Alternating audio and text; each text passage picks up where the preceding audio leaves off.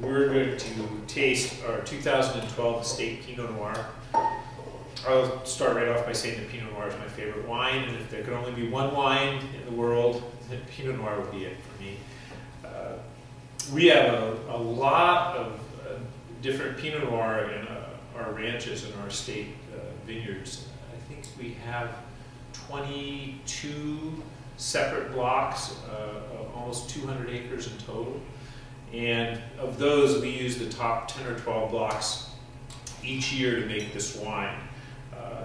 This area, Etna Valley, even though it's most famous for Chardonnay, historically has, since the mid-90s, with the introduction of new and better clones and rootstocks, has been making better and better Pinot Noir.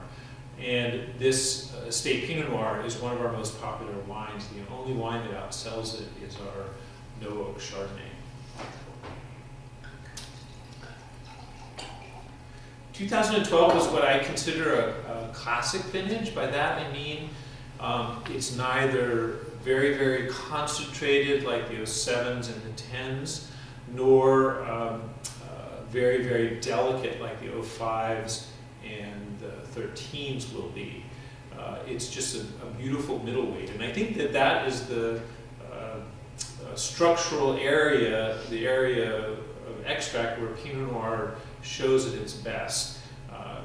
Pinot Noir is not naturally a deep dark wine like Syrah or Zinfandel. It can occasionally get that way, but its aromatics, which are where its charm are, show best in a slightly less extracted vintage.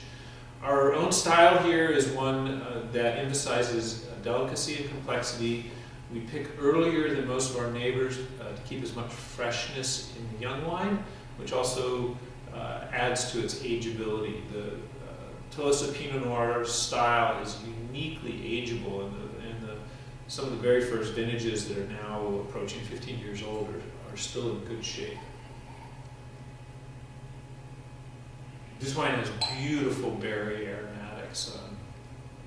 The nuance of berry aroma in Pinot Noir is very important. The basic red berry aroma Pinot Noir is typically strawberry, but the best one is raspberry, and it's kind of a mixed berry. This one has a distinct raspberry with some blackberry as well.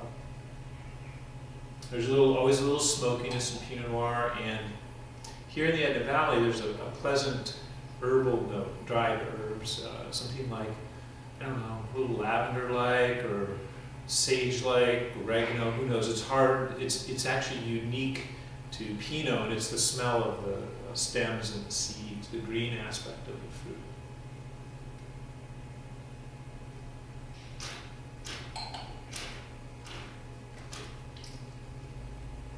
In 2012 was one of the lowest tannin vintages I've seen since the mid-80s. So I think that this wine will make better than average drinking in its youth. You know, the tannin grip or dryness of a young wine is often what pushes back. But this is a very, very low tannin vintage, so the fruit expresses primarily